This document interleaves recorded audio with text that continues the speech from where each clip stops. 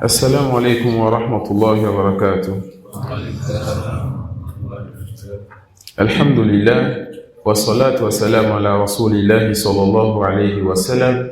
Allahumma la ilma lana illa ma 'allamtana innaka antal alimul hakim. Amma ba'd, nous allons poursuivre par la grâce d'Allah subhanahu wa ta'ala avec l'étude des livres choisis pour ce séminaire. Et on demande à Allah subhanahu wa ta'ala de nous accorder la sincérité, de nous compter parmi ceux-là qui étudient pour mettre en pratique, pour œuvrer dans leur propre personne et pour appeler autre que vers cette voie, vers cette direction. Pas besoin. Oui. Pour appeler autre que vers cette voie, vers cette direction. Et le livre de cet après-midi, c'est un livre particulier. L'année dernière, si vous vous en souvenez, nous avons étudié 2 livres dans le Manhaj. Au sud, nous avons étudié Usul al-Sunnah de l'imam Ahmad. Et au nord, on a étudié certaines questions, n'est-ce pas, de Al-Ajubatul Mufida. Certaines questions de Al-Ajubatul Mufida, de Cheikh Al-Fawzan. Et le manhaj et la croyance sont 2 sciences importantes pour le musulman. Dans la croyance, vous allez apprendre surtout les 6 piliers de la foi. D'accord? Dans la croyance, vous allez apprendre surtout les 6 piliers de la foi. Donc, quand on vous dit que ça, c'est un livre de croyance, on vous dit que ici, on vous enseignera les 6 piliers de la foi ou certains sujets en rapport avec ces 6 piliers, même si on ne touche pas ces 6 piliers. Soit tous les 6 piliers, soit certains des 6 piliers. Et on ajoute souvent aussi dans les livres de croyance, la position envers les compagnons. Mais dans le manhaj, il y a certains sujets qu'on ajoute et qu'on ne voit pas dans les simples livres de croyance.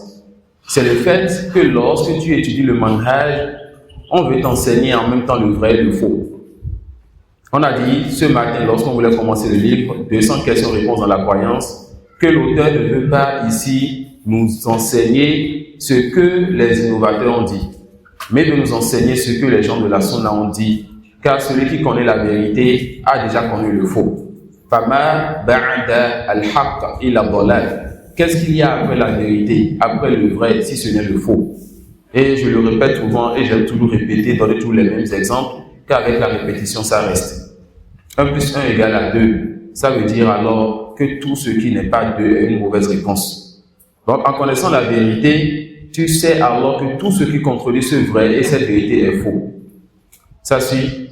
Mais dans les livres de manhaj, les savants vont nous enseigner maintenant certains sujets particuliers. Comment se comporter envers les dirigeants musulmans.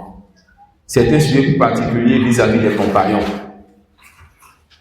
D'accord? Et comment se comporter envers l'innovateur ou les groupes innovateurs. Et dans les livres de manhaj, les savants vont nous apporter le plus souvent certaines paroles et certaines ambiguïtés, certaines erreurs des groupes de tout temps. Et vous allez voir dans ce livre que nous allons parler de plusieurs groupes qui sont soit dans l'islam, soit hors de l'islam, et qui parlent de l'islam, qui se veulent de l'islam. Et c'est important de connaître ces groupes-là, même si la majorité des groupes seront des groupes qui existaient il y a 500 ans, 1000 ans ou autres. Car les hommes meurent, mais les paroles et les croyances ne meurent pas. Lorsque la science ne se propage plus, les croyances et les paroles reviennent. Ça suit. Jahm ibn Safwan, il est déjà mort depuis très longtemps. Celui-là qui a créé le groupe des Jahmiya. Ce groupe-là, dont parmi leurs croyances, il n'y a pas au-dessus des cieux une divinité qu'on adore. Ce groupe-là, dont parmi leurs croyances, Allah n'a pas de nom, Allah n'a pas d'attribut, Allah n'est nulle part.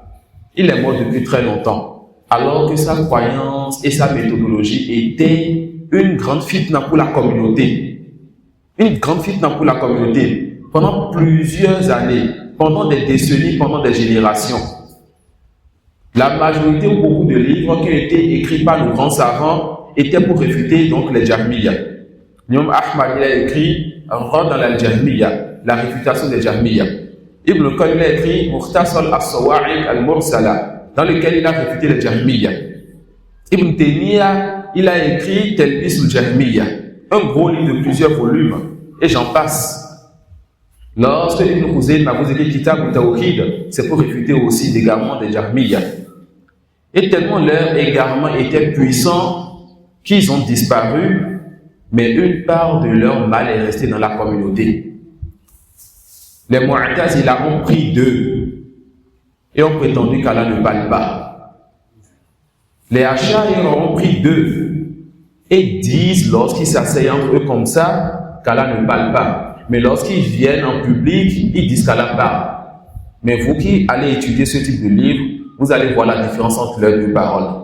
On vous dira que lorsque les Ash'ari sont en public, on leur demande, le Coran c'est quoi? Ils disent, ou bien on leur demande, est-ce que Allah parle? Ils disent, Allah parle.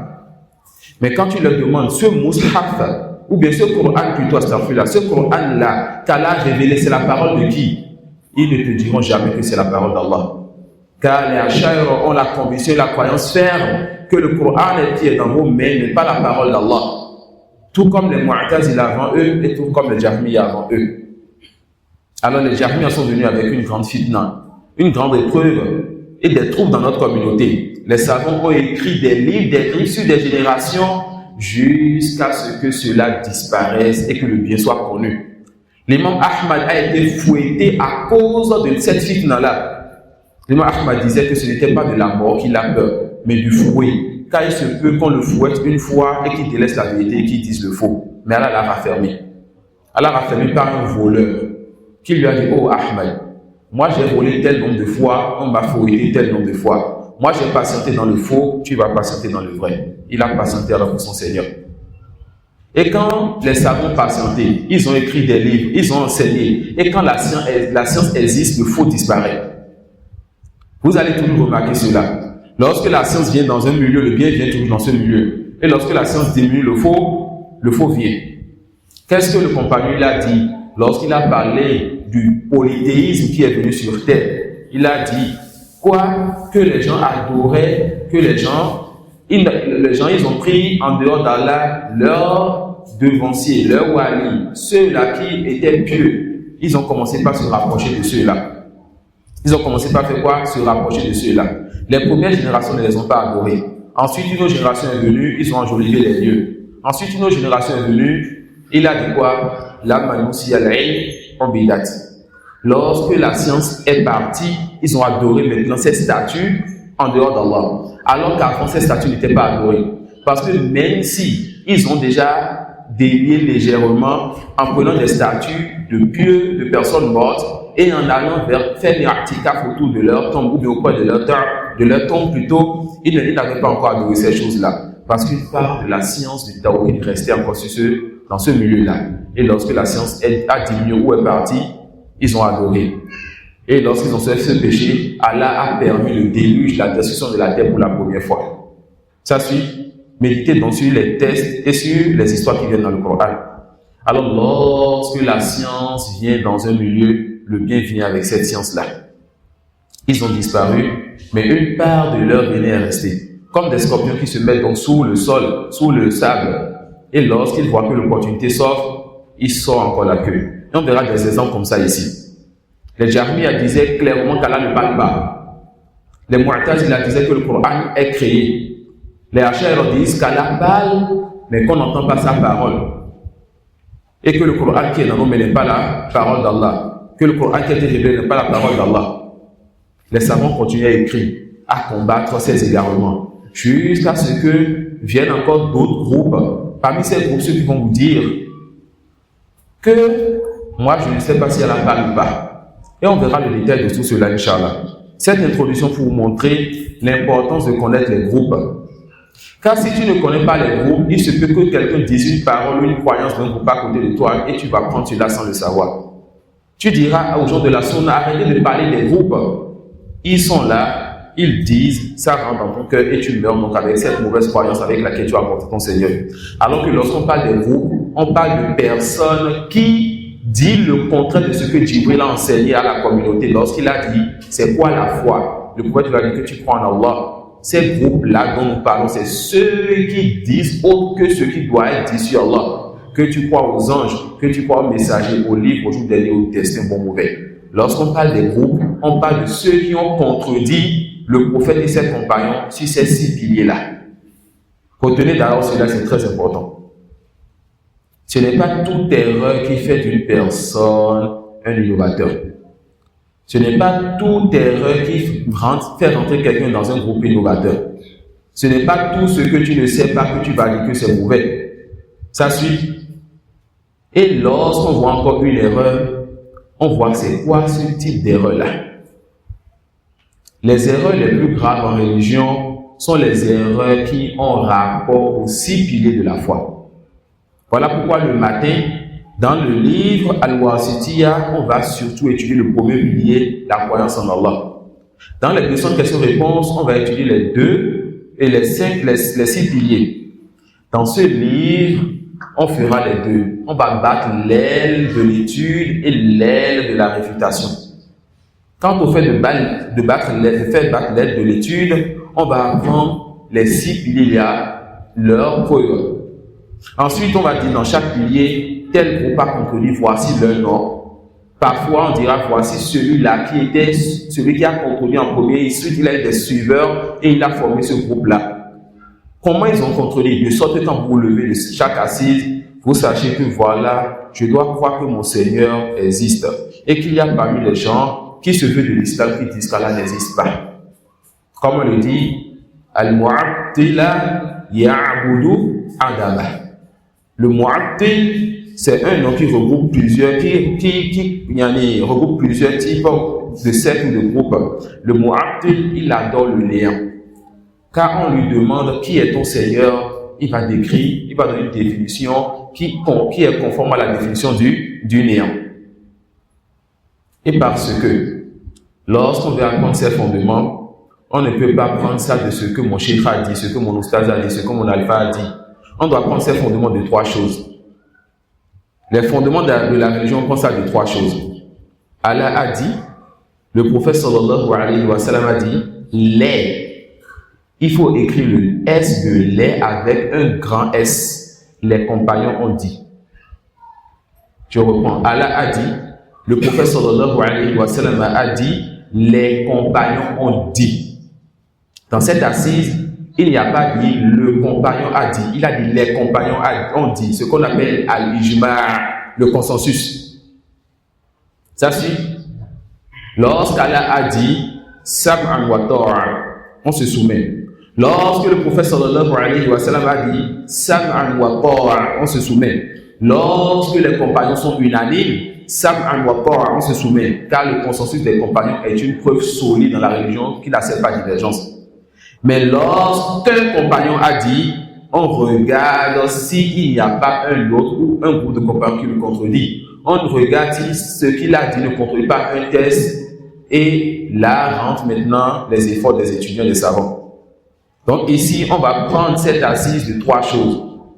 Du Coran, de la Sunna et du consensus.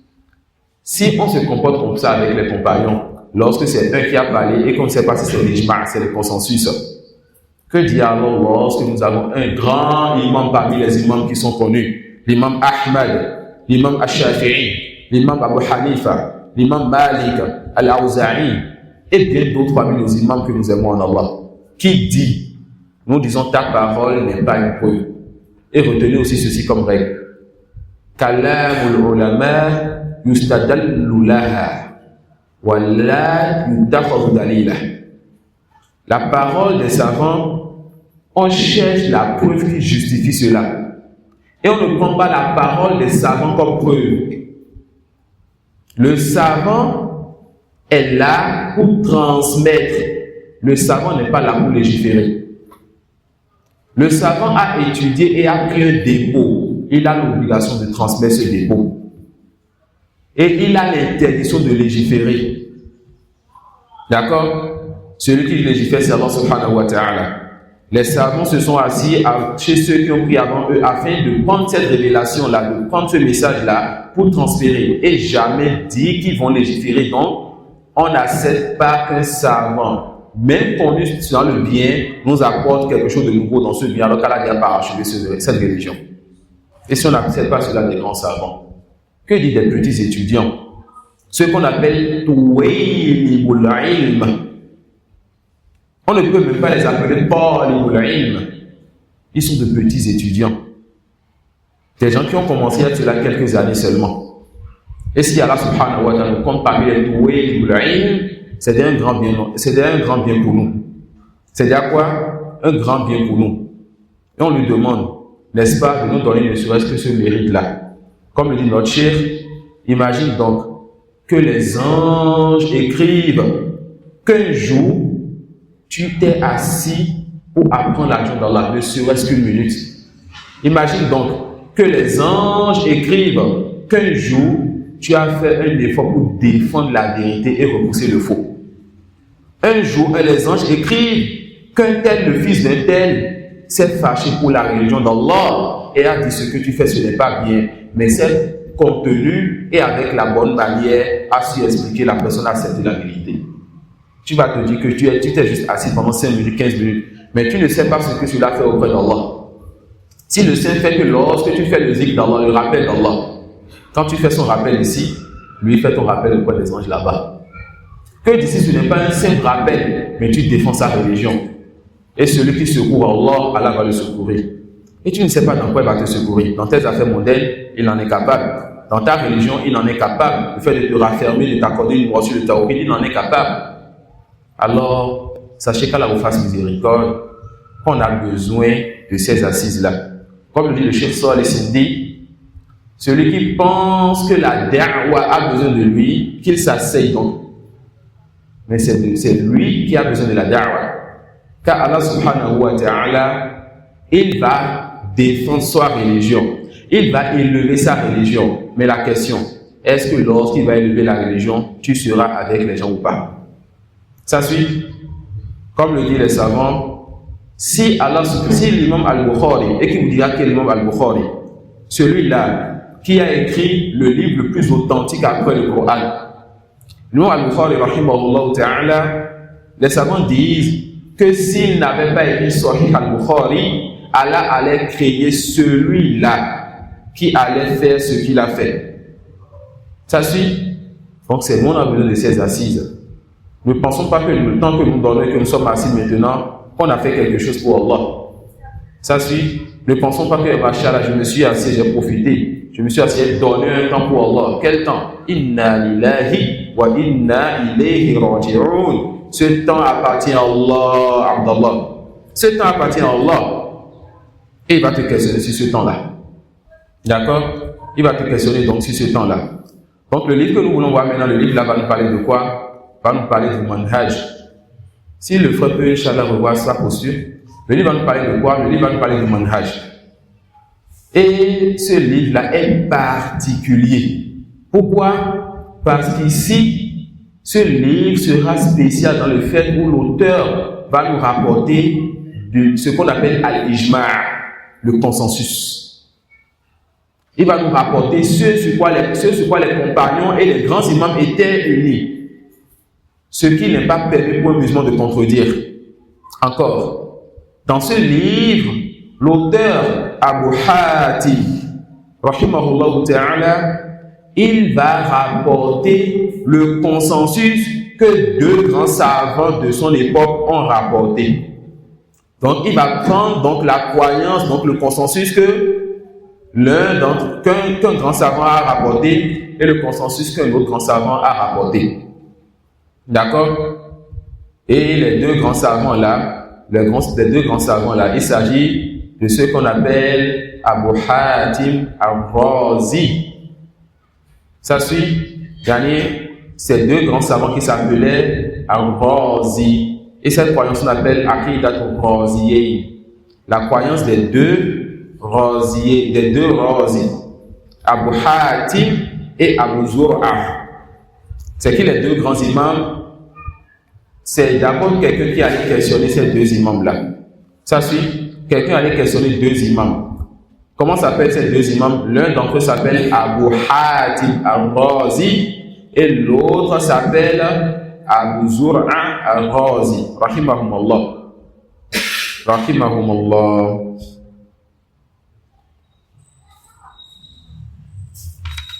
Et le nom de ce livre, c'est Kitab Sunnati. D'accord? Et certains disent Risalatu Sunnati. D'autres disent Aslu Sunnati wa i'tiqadu din. D'abord, un point important, surtout dans notre milieu, où lorsqu'on dit sunna à quelqu'un, la personne dit ce n'est pas obligatoire. Avant même d'aller sur ce point, quand tu dis sunna, qui est-ce qui a fait la chose? Le prophète sallallahu alayhi wa sallam, il a fait. Il a dit quand tu le fais, tu es récompensé. Ensuite, toi, ton souci, ce n'est pas obligatoire, alors tu ne vas pas le faire. Ça suit.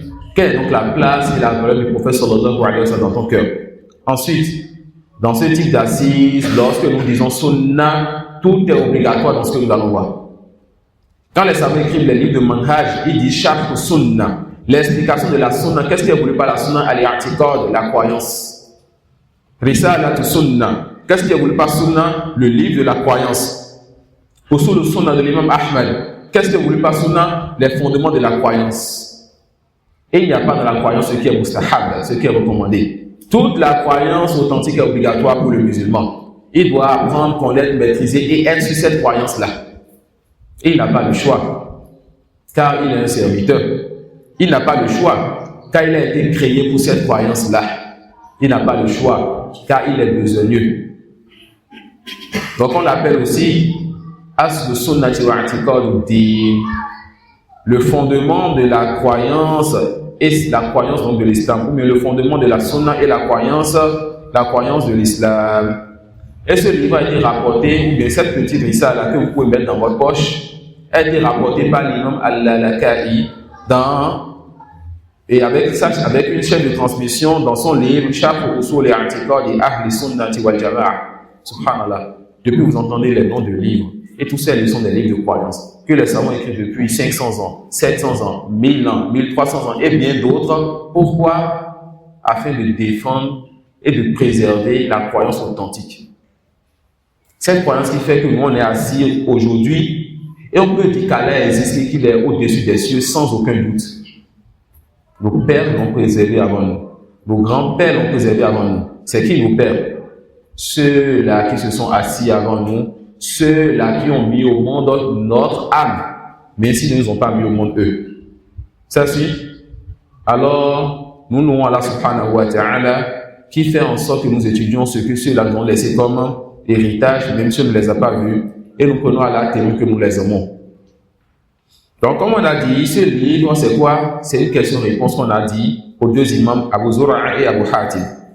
Et il y a une faïda dans cela. C'est quoi la faïda? Il y a une leçon bénéfique, il y a un intérêt, l'une des façons d'étudier la religion, les questions-réponses. Et on sera servi cette année avec les 200 questions-réponses qu'on fait le matin.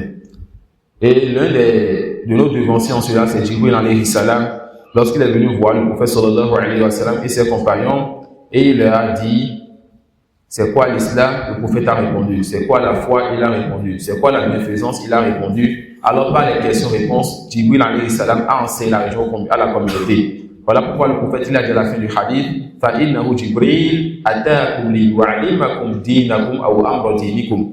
C'était Jibril qui est venu vous enseigner votre religion ou l'affaire de votre religion. Et parmi les fawaïd aussi, on a dit que ce livre-là, la question a été posée à deux grands savants, Abu Zur'a et Abu Hatim. Qui les connaît? Abu Zur'a et Abu Hatim. Qui a bien entendu le nom? Non. Ils étaient quoi comme savants? Ils étaient connus dans quelle science? Abu Zur'a et Abu Hatim. Vous ne pouvez pas ouvrir les livres de Jarh wa Ta'dil, de critique et d'éloge, et les livres de hadith sans voir le nom. C'était des imams, des montagnes et de grands savants dans la science de hadith. Pourquoi je dis cela? Aujourd'hui, on veut étudier un livre de croyance, écrit par quelqu'un qui nous rapporte de grands savants de sciences de hadith, pour vous dire que nos pieux prédécesseurs, l'un d'entre eux pouvait être un grand imam dans la jurisprudence, dans la langue arabe, dans le Coran, dans la science de hadith, dans les usul al-fiqh, mais avant tout cela, il est un grand imam dans la croyance. Ça, c'est ça la base. D'accord? De sorte que la parole de l'un d'entre eux était une parole qui avait un poids en religion, même si c'est dans la croyance, et il était connu dans le hadith. Contrairement à ce que nous voyons aujourd'hui. Tu vois quelqu'un être un grand imam dans la science de hadith, mais c'est un innovateur dans la croyance. Un grand imam dans la usul al-fiqh, un innovateur dans la croyance. Un grand imam de la langue arabe, il a toutes les qira'at, il lit d'une meilleure des manières, de la meilleure des manières, c'est un grand innovateur. Et quand on dit c'est un grand innovateur, c'est quelqu'un qui ne connaît pas le droit de son Seigneur et qui dit sur son Seigneur ce qui fait trembler les cieux et la terre. Alors donnez de l'importance à la croyance. Par ça on commence, c'est sur ça qu'on fait le prêche et c'est sur ça qu'on meurt. Et en cours de chemin, on enseigne une fois en passant les autres sciences. Et sans cette croyance-là, les autres sciences ne sont pas bénéfiques. Tout comme sans la bonne croyance, l'acte n'est pas accepté auprès d'Allah subhanahu wa ta'ala. Et dans ce livre, nous allons prendre l'explication de l'un de nos chefs de Caire, car fait partie des bienfaits d'Allah subhanahu wa ta'ala sur l'enseignant, le fait qu'il ait des étudiants qui partagent sa science. Il y avait plusieurs madhahib avant et dans le temps des 4 madhahib qu'on a connus. Les madhahib, les écoles de jurisprudence n'étaient pas seulement 4. Il y en avait tellement, mais pourquoi on retient juste 4? Parce que les élèves de ces 4-là ont propagé la science de leurs imams. Et aujourd'hui, l'humanité invoque Allah et demande la miséricorde pour ces imams-là. Donc, fait partie de la bénédiction d'Allah sur l'enseignant, le fait que ses élèves partagent sa science. Et avant tout cela, le fait qu'il soit lui-même sincère lorsqu'il s'assoit. Comme l'a dit l'imam Malik, lorsqu'on lui a dit, tu as écrit un livre que tu as appelé Al-Muwatta. Et il y a beaucoup de Muwatta'at, beaucoup ont écrit des livres qu'ils ont appelés Al-Muwatta. Il a dit quoi l'imam Malik? Il a dit, Makana lillahi baqi. Ce qui est pour Allah va rester. Aujourd'hui, quand il y a Al-Muwatta, on ne connaît pas de Muwatta, on connaît son l'imam Malik. Alors quand tu le fais pour Allah, et qu'Allah subhanahu wa ta'ala met autour de toi ceux-là qui t'aident à partager ta science et ta da'wah, c'est cette une grâce d'Allah subhanahu wa ta'ala sur toi. C'est cette une grâce d'Allah subhanahu wa ta'ala sur toi. Alors, ces 2 imams, ils ont écrit cette croyance bénéfique. Cette croyance est restée dans la communauté. Et nous l'étudions jusqu'à présent. Et je vous ai dit qu'on va étudier ici l'explication de l'un de nos chefs. Le cheikh Abu Hazim, Mohamed Al-Qahiri, Hafizahullah Ta'ala, qui est l'un des meilleurs cheikhs que nous avons connus au Caire, et qui est le cheikh principal de notre grand frère, notre frère Abou Karim, Hafizahullah Ta'ala. Depuis une dizaine d'années, il s'est collé au cheikh et il profite de lui énormément. Et c'est un cheikh qui est connu et très connu dans sa force pour le manhaj. Et c'est un cheikh qui n'a pas de repos. Il est tout le temps dans sa maktaba, dans sa mosquée. Tu le cherches, va dans sa maktaba, dans sa mosquée. Tu le vois enseigner, il finit d'enseigner, tu entends que le cheikh a sorti un nouveau livre. Subhanallah. Hafizahullah Ta'ala. Ce livre-là, c'est un livre qui m'intéressait depuis longtemps. Et lorsque j'ai envie de faire le manhaj cette année, j'ai dit l'année passée, on a fait ce que tout le monde fait déjà, usul al-sunnah. On a quelqu'un qui a tué le manhaj, dit oui, tu as tué quoi, usul al-sunnah. Mais je me suis imposé chaque année pour la Daoura de faire certaines sciences, la croyance, le manhaj, la jurisprudence, le comportement. Et à partir de cette année, Inch'Allah, on va commencer avec la langue arabe aussi. Qu'Allah nous facilite cela. Alors, je me suis dit, quel livre choisir cette année? Chaque sunnah de Al-Barbahari, non, c'est déjà trop grand. On va toujours continuer étape par étape et avancer afin qu'Allah raffermisse cette science-là. Alors, ce livre-là que Cheikh Abu Hazim et bien d'autres ont expliqué comme Cheikh Rabia et bien d'autres, Rahimahullah Ta'ala, Cheikh Oubey, il a expliqué aussi, j'ai les 2 explications. Mais c'est un frère qui m'a recommandé celui qui m'a dit, vas-y, mets celui dans ton séminaire. Et j'espère pour lui la récompense de ce que nous avons fait dans ce séminaire. Et c'est comme ça que tu aimes bien pour ton frère. Qu'Allah le préserve. Alors, il m'a envoyé vers ce livre et il m'a recommandé l'explication de Cheikh Abu Hazim. J'ai payé le livre, je l'ai payé pour vous. J'ai vu que le livre, je le mets dans ma poche et je peux encore mettre beaucoup de billets. Qu'Allah me donne aussi les moyens. Alors, qu'est-ce qui s'est passé? Je me suis dit, j'allais faire avec vous encore ce livre-là. De sorte que j'ai commandé ce livre depuis la France pour l'enseigner ici. Al-Irshad ila Sahih al-I'tiqad, qui est un livre très bénéfique dans la croyance que je voulais enseigner. Mais qui sait, peut-être l'année prochaine, Inch'Allah. La science, elle est vaste. Mais lorsque j'ai commencé à étudier le livre et à prendre note, le petit cahier qui est devant moi, je l'ai fini. Et j'ai pris un deuxième et je l'ai presque fini. Plus de 200 pages pour expliquer ce livre-là seul. J'ai dit, c'est suffisant donc pour un mois avec vous. On fait 3 à 6 par semaine, on finira, Inch'Allah. Et vous allez apprendre beaucoup de ce chef. Et non de moi, je vous l'ai déjà dit. Faqidu shay'an yu'tihi. Celui qui n'a pas quelque chose ne le donne pas. Si on veut parler de nous-mêmes, on vous fera rire. Mais si on veut transmettre ce que nos savants nous ont dit, alors on a beaucoup à vous dire, Inch'Allah. Alors patientez avec nous. Le cheikh, il a expliqué d'une très bonne explication. Il est rentré dans des détails bénéfiques. Je me disais que non, la croyance et le mandrage, j'ai fait un certain nombre de livres. Je vais tout simplement écouter les audios, prendre du popcorn, écrire 2 ou 3 choses. Mais après 2 ou 3 jours, il m'a fait descendre pour aller payer un nouveau daftar, un nouveau cahier. Jazakallah khairan. Et fait partie du bien. Vous voyez que souvent que j'aime parler de Cheikh Ahmed, de Cheikh Mustafa. Car beaucoup de choses que j'enseigne, je dis, j'ai pris ça d'eux. Cheikh Ahmed, c'est la dernière fois, 6 droits du prophète sallallahu alayhi wa sallam. Le lendemain, on me dit khutbah, je vais dire la même chose là-bas. C'est ça la science.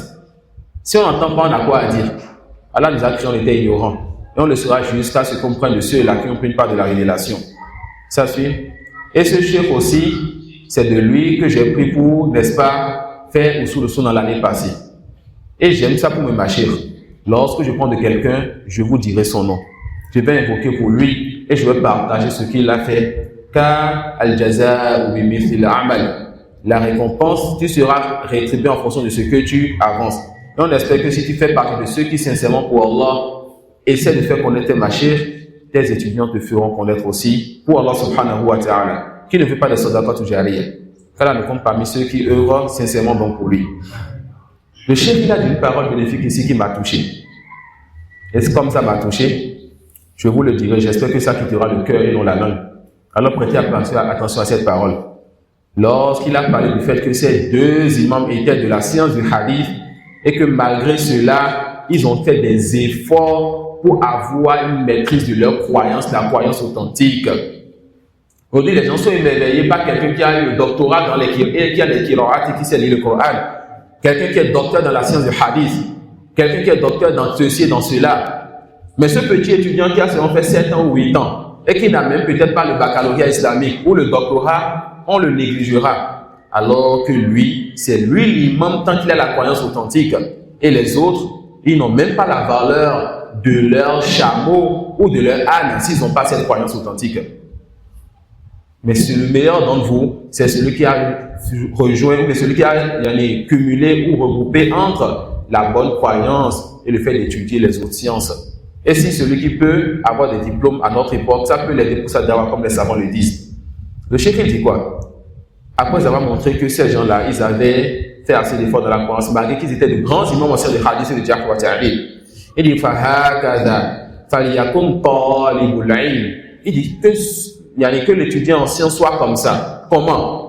Qu'il donne une grande part de son temps et de l'importance à la science de la croyance et du manhaj, afin de préserver les 6 piliers de la foi avant de chercher à savoir étudier et rentrer dans l'océan des livres de jurisprudence, de hadith, de langue arabe. Tout ça c'est important, mais les savants appellent ça ulumul ala.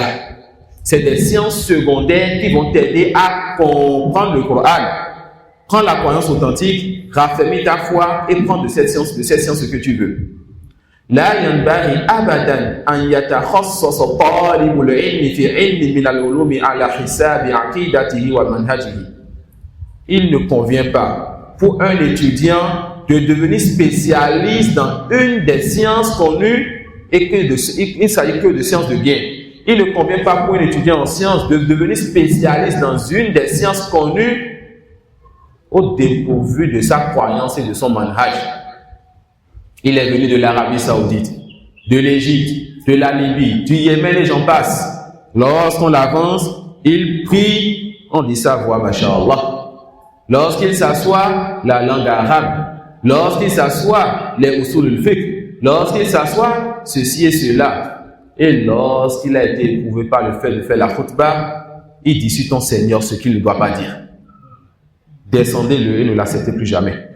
Pourquoi? Parce que cette personne a perdu son temps à étudier de bonnes choses en laissant les fondations. Il va construire, vous allez rentrer, il va se détruire, vous détruire. Prenez garde à ces gens-là. Ça suit? Toi qui viens à moi, c'est quoi ta croyance? C'est quoi ton manhaj? Qu'est-ce que tu dis sur mon Seigneur? Si tu ne dis pas sur mon Seigneur ce que je dis et ce que le prophète a dit, tu n'as pas besoin de toi. C'est ce que ce livre veut nous enseigner. Et permettez-moi, pardonnez-moi de faire 30 minutes d'introduction. Faïna l'école Makol. Ça suit. On est assis, on a nos imams, nos papas et de nouveaux visages autour de nous. Alors il ne convient pas de rentrer brutalement dans un livre comme ça où on va commencer par dire les Jahmiya sont des égarés, les Mu'tazila sont des égarés. On craint donc de faire fuir les gens qui vont dire par la suite et il ne faut plus parler sur les gens. Alors on va leur montrer pourquoi on parle sur les gens. Ça suit. De sorte que quand on va quitter ces assises-là, ils disent, parmi ceux qui disaient il ne faut pas parler sur, il ne faut pas parler des groupes, ils disent subhanallah. C'était donc ça l'égarement des groupes. Vous comprenez? Non. Il y a les portes quand tu viens, ça s'ouvre automatiquement. Il y a d'autres, il faut mettre la clé dedans. Donc on a envie de mettre la clé dans ceci. Ça peut aller, qu'à la représente. Donc le chef dit quoi? Il faut que l'étudiant en sciences, il prenne une part de la croyance authentique avant de chercher à devenir spécialiste dans une des sciences. De devenir spécialiste dans quoi? Dans l'une des sciences. Mon chef, le docteur Saïd, il a le doctorat dans quoi? Dans la science du hadith.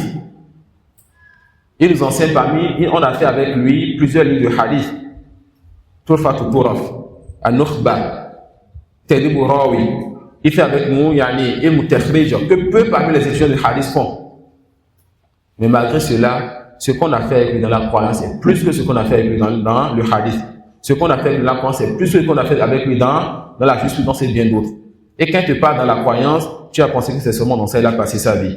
Quand il a compris que c'est le plus important. Et que s'il n'avait pas cela, les gens de la sunna n'ont rien à faire de sa science. Ça peut aller, les gens de la sunna n'ont rien à faire de sa science. Et si les gens de la sunna n'ont rien à faire de ta science, à qui tu veux enseigner? Tu vas égarer celui qui ne sait pas. Car ceux qui savent vont s'éloigner de toi. D'accord? Ceux qui savent vont s'éloigner de toi. Alors, ce livre va nous enseigner la croyance des gens de la sunna. Qui sont donc les gens de la sunna? Ahl sunna. On les appelle Ahl sunna. Ahl. Quand on dit Ahl, les gens d'eux, ça veut dire que c'est eux-là qui sont les seuls qui devraient s'affilier à ce qu'on dit. Ahl Sunnah, c'est-à-dire les seuls qui doivent s'affilier à la Sunnah. Tout le monde prétend être sur la Sunnah, mais tout le monde ne fait pas partie des gens de la Sunnah. On n'a pas dit tout le monde n'est pas musulman. Tout musulman ne fait pas partie des gens de la Sunnah. Fait partie des gens de la Sunnah celui qui connaît les fondements des gens de la Sunnah et qui reste ferme sur ses fondements. Et ces fondements sont très simples. Jibril l'a enseigné en lui, il assise au prophète sallallahu alayhi wa sallam, aux compagnons et à la communauté. Ça suit. Et c'est ça là qui fait de toi quelqu'un. Chaque fois que tu apprends un fondement et tu l'acceptes et tu comprends avec ses preuves, tu mets un pas et tu avances un pas vers les gens de la sunna. Jusqu'à ce que tu complètes tous les fondements et là tu te veux les gens de la sunna. Fait partie des mérites d'être des gens de la sunna, le fait d'être préservé de l'égarement lorsque la division viendra. Et la division est. Le prophète sallallahu alayhi wa sallam dit quoi? Iftaraqat al-yahudi ala 71 firqa. Les juifs se sont divisés en 11 groupes. Waftaraqat an-nasara ala 72 firqa. Et les chrétiens se sont divisés en 12 groupes. Oh ma communauté, que c'est grand notre division. Il dit sallallahu alayhi wa sallam وَتَفْتَرِكُ أُمَّتِي عَلَى 73 فِرْقَةً 72 nains, soit 11 et 72. Et cette communauté va se diviser en 73 groupes. Les juifs en sont 11, les chrétiens en sont 12 et cette communauté en sont 13 groupes.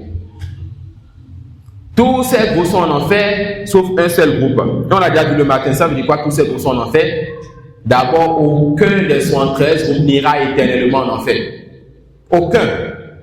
Ensuite, une partie de ces 73 groupes, donc les 72 groupes, ont la menace de l'enfer. Si Allah veut, il les châtie, s'il veut, les pardonne. Mais forcément, un groupe d'entre eux ira en enfer. Est-ce que cet innovateur qu'on réfute, on met un gars contre lui et on l'appelle, fera partie d'eux ou pas? On craint donc pour lui qu'il soit châtié. Voilà pourquoi, par miséricorde, on essaie de le réfuter. Tout comme quelqu'un qui dit, cette personne a le corona, qu'est-ce qu'on fera? Mettez-le en quarantaine. Pour que son mal ne touche pas les autres, sa famille et bien d'autres personnes. Et on espère aussi que cette personne, en la mettant en quarantaine, on lui donne le soin qu'il faut et qu'elle revienne et qu'on la mette maintenant avec les gens. C'est ça la réfutation des mises en garde. Les mises en garde, c'est le fait de mettre en quarantaine celui qui a une maladie grave transmissible en religion. Si on la met en quarantaine, on préserve les musulmans de son mal. Si on la met en quarantaine, on la voit seule, on se protège, on va la soigner avec la réfutation scientifique. Comme je vous l'ai dit, la réfutation doit renfermer la miséricorde et la science bénéfique pour que la personne aussi comprenne. Et si, alhamdoulilah, elle accepte, elle est guérie, on la mélange avec tout le monde. Si elle refuse, le malade est dessus donc sur elle. On ne l'accepte plus. Ça suit, on ne l'accepte plus. Donc, les gens de la sunna, c'est eux seuls qui doivent et qui se veulent de la sunna. C'est eux seuls qui doivent se vouloir de la sunna et c'est eux seuls qui se veulent de la sunna. Et le mot sunna a plusieurs sens dans notre religion. Le mot sunna, dans la jurisprudence et les usul al-fiqh, a un sens. Le mot sunna, dans les hadiths, dans la science du hadith et la sira, la biographie, a un sens. Le mot sunna, dans la croyance, a un sens. Quant à la jurisprudence et les usul al-fiqh, quand on dit sunna, fahuwa al-mustahab. Quand on dit sunna, c'est ce qui est recommandé. Quand tu fais, tu espères la récompense d'Allah. Quand tu fais pour Allah. Et quand tu ne fais pas, tu n'as pas de péché. Dans la science de hadith et dans la sira, la biographie, le mot sunna, c'est toute parole, action du prophète sallallahu alayhi wa sallam et ce qui s'est passé à son époque, il a vu et il s'est tu. C'est-à-dire, c'est toute la vie du prophète sallallahu alayhi wa sallam. Tout ça rentre dans sa sunna. Est-ce qu'il ne rentre pas dans cela ce qui est obligatoire? Est-ce qu'il n'a pas dit faire des choses obligatoires qui sont obligatoires pour nous? La réponse, oui. Mais dans ce cas, quand on parle de la science du hadith ou de la sira, le mot sunna renferme ce qui peut être obligatoire ou non. Quand on parle de la jurisprudence, c'est ce qui n'est pas obligatoire. Et quand on parle de la croyance, c'est seulement ce qui est obligatoire. Ça suit? Donc, arrêtons de dire c'est sunna, c'est pas obligatoire. Voilà pourquoi on dit à quelqu'un, la sunna, c'est de délaisser la barbe. Il dit ce n'est pas obligatoire. Qui t'a dit ça? Ça suit? La sunna, c'est de ne pas laisser le pantalon traîner. Ce n'est pas obligatoire. Qui t'a dit ça? Ça suit? Donc, vous avez compris maintenant que le mot sunna ne veut pas seulement dire ce qui est recommandé, mais ça peut vouloir aussi dire ce qui est obligatoire. Et l'obligatoire, quand tu délaisses ça, tu entraînes pour toi le péché. Entraîne quoi? Entraîne pour toi le péché. Donc, on les appelle Ahl Sunna et on dit aussi Ahl Sunnati wal Jama'a.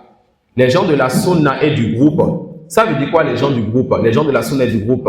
Ça veut dire que c'est eux qui sont restés dans un pays musulman ou un dirigeant musulman. C'est eux qui restent avec le dirigeant. Ils ne parlent pas sur le dirigeant sur les minbars. Ils ne parlent pas sur le dirigeant en public. Ils ne sortent pas avec les armes contre le dirigeant. Ils ne font pas des manifestations contre le dirigeant. Car tout cela sème le trouble et le sang des innocents va couler. Allez voir ce qui s'est passé en Égypte, en Syrie, en Libye et bien d'autres. Ces imams-là, qui ne sont pas sur les fondements des gens de la Sunna, ils s'asseyent dans leur bureau, dans leur maktaba, dans leur bibliothèque. Ils vont à Londres avec leur famille d'abord. Ensuite, ils vont sur les réseaux sociaux, en ligne et un peu partout, commencer par encourager les jeunes de sortir, que ce dirigeant-là, il est injuste. Et quand les jeunes vont sortir par milliers, avec des pierres et des ciseaux, l'armée va sortir avec des grenades, des armes et bien d'autres. Le sang va couler. Et quand ça persiste, l'émeute. Quand ça persiste, l'Europe va dire, on va envoyer quelqu'un. Alors, des bombardements, des immeubles qui tombent, un pays qui allait bien, ce pays va tomber. Même si le dirigeant était vraiment injuste, les fondements des gens de la Sunna disent qu'on ne doit pas faire de manifestation ou de sortie contre le dirigeant. Pourquoi? Tout simplement parce que le mal qui viendra malgré ses erreurs est plus grand que ce que lui fait comme injustice. Quelqu'un va dire, mais on a vu dans tel pays, ils ont réussi à faire partie aux dirigeants et rien ne s'est passé.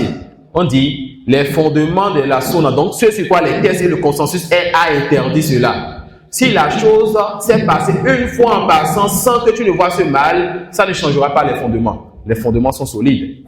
D'accord? Les fondements sont solides et ça ne bouge pas. Donc celui qui contrôle l'un de ces fondements a cette contrôler quelque chose de terrible en islam. Et on verra ces fondements encore plus en détail. Donc on les appelle les gens de la Sunna et du groupe parce qu'ils sont unis avec le dirigeant musulman, même si le dirigeant est injuste. Ils ne suivent pas le dirigeant dans l'erreur, mais ils ne délaissent pas le dirigeant. Aussi, on les appelle le groupe parce qu'ils sont avec la vérité et ils ne délaissent pas la vérité. Ils sont sur la vérité, même s'ils sont peu, même si c'est une seule personne, il dit la vérité de la meilleure des manières. Certaines personnes pensent que quand on dit il faut être un homme et dire la vérité, c'est que tu dis ça comme ça, bien, tu parles n'importe comment et n'importe où. Non. La vérité se dit avec science et avec bonne manière. Et fait partie de la science et de la bonne manière le fait d'être doté de sagesse quand on parle. Et fait partie de la sagesse le fait de savoir quand parler, quand ne pas parler.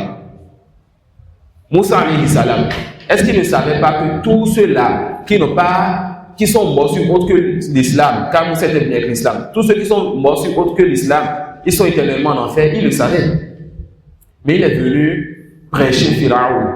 Et autour de Pharaon, des milliers de personnes qui suivent ce qui se passe. Pharaon, il est intelligent, il est rusé. Il dit, Moussa, c'est quoi la situation de nos ancêtres, de nos aïeux qui sont morts sur autre que ta religion? La réponse, on la connaît. Ils sont en enfer éternellement. Le prophète a dit quoi à son compagnon quand il a demandé où est son père? Un compagnon vient voir le prophète sallallahu alayhi wa sallam pour lui dire, mon père est mort sans l'islam et avant ta venue sans doute. Où est sa place? En enfer ou au paradis? Le prophète lui a dit, ton père est en enfer. Le compagnon se retourne attristé. Le compagnon se retourne attristé. Le prophète lui dit, reviens. Mon père et ton père sont en enfer. Subhanallah. Ce n'est pas une simple parole pour celui qui médite. Le prophète nous a enseigné que lorsqu'on est atteint d'un malheur, de nous rappeler de son malheur à lui. Pour celui qui l'aime, ça va peser son malheur. Alors il dit à son compagnon, mon père et ton père sont en enfer.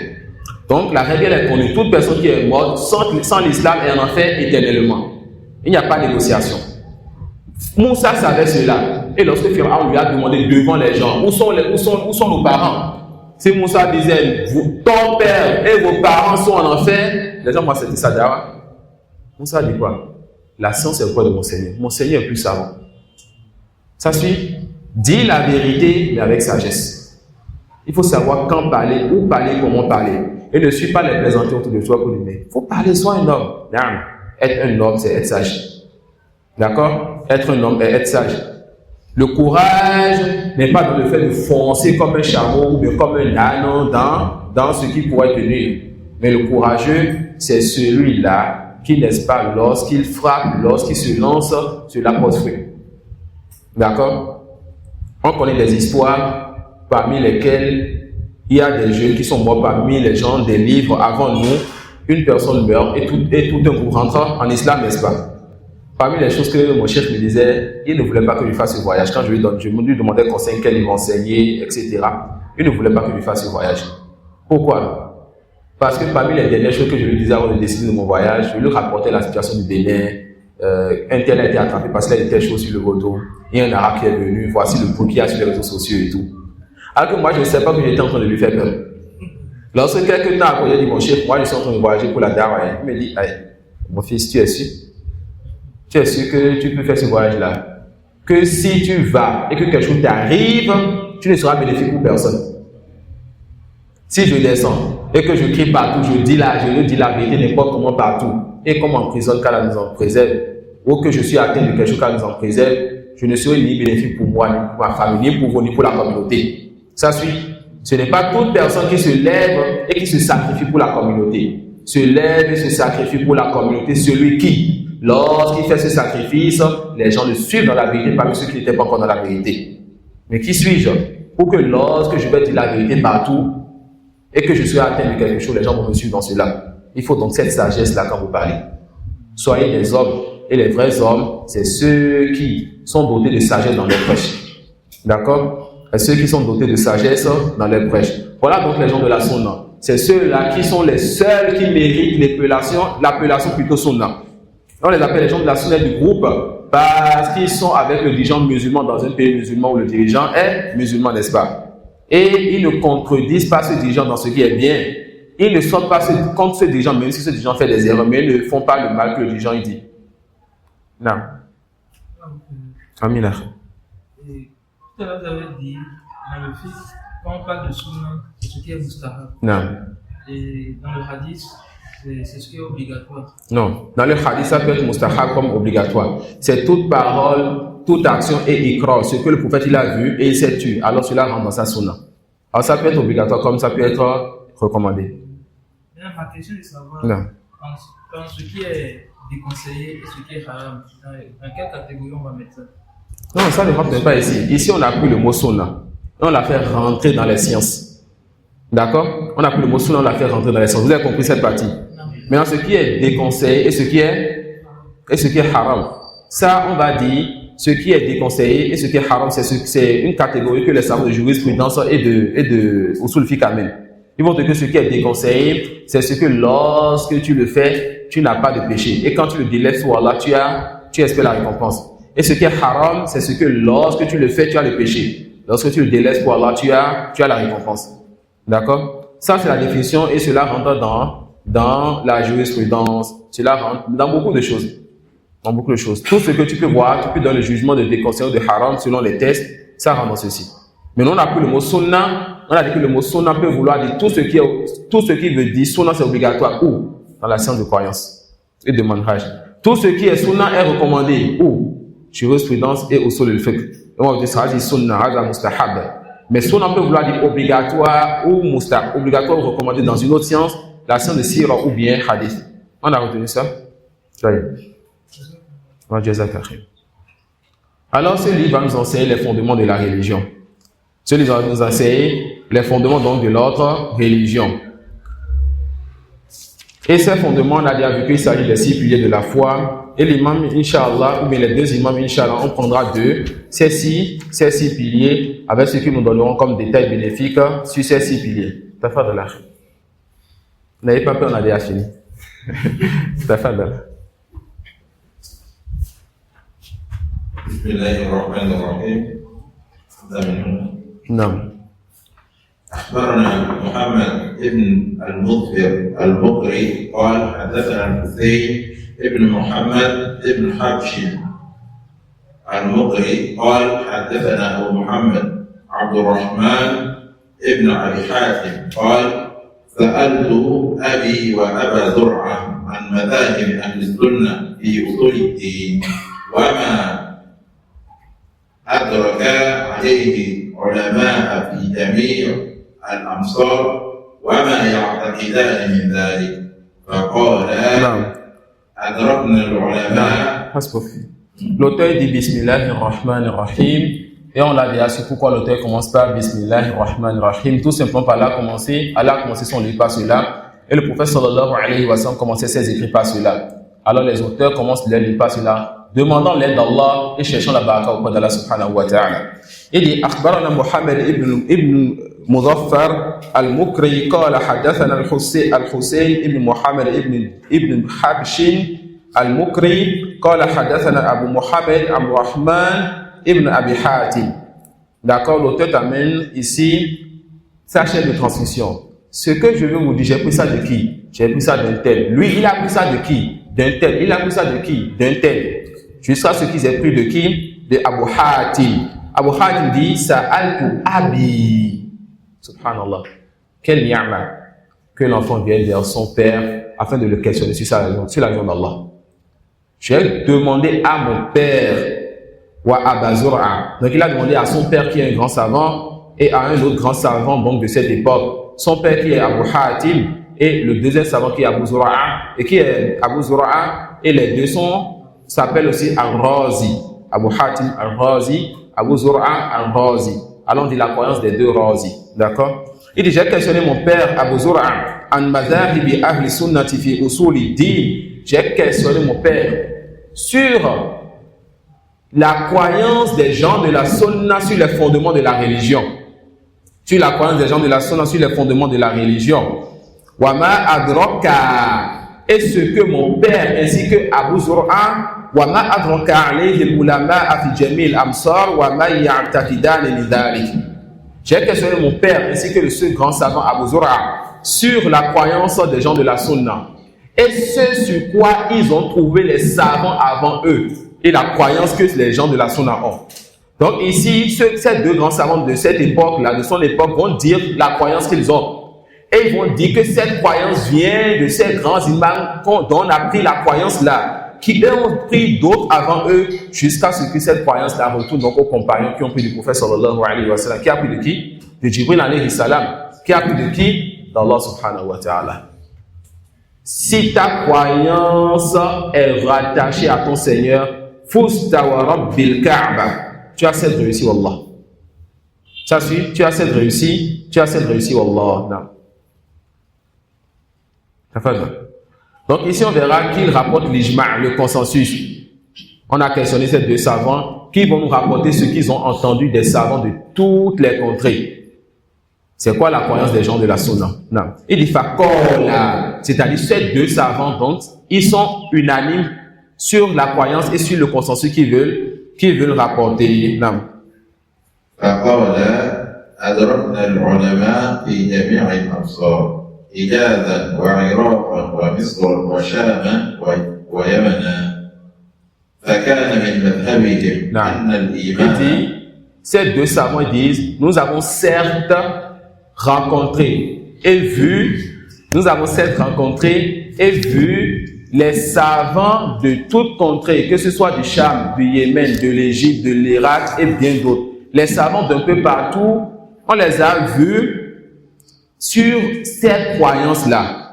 Et ils vont citer les croyances. Et la première chose qu'ils vont citer, c'est l'un des sujets les plus importants que tout musulman doit connaître. C'est quoi la foi? Et ce sujet nous demandera assez de respiration. On va mettre ça pour la séance de demain.